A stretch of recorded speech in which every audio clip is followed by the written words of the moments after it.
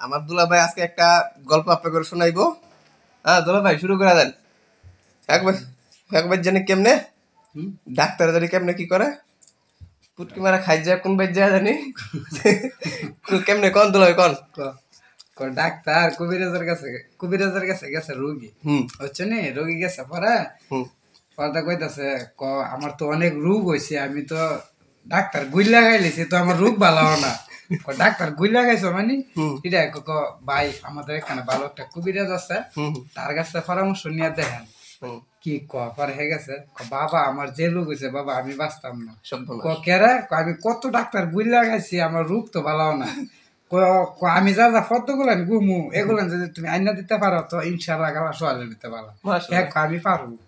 প্রথমে আতা গাছের পাতা লাগবো কুত্তার সেটের ছাতা লাগবো ইউনিসের বট গাছের কার লাগবো সুবানের বাউদারের বার লাগবো ফেস পা আড়াই পা অজান্তা মাছের শুয়োর বা শুক্র মাস সাওয়ার বা ক ক ইয়া এখন ক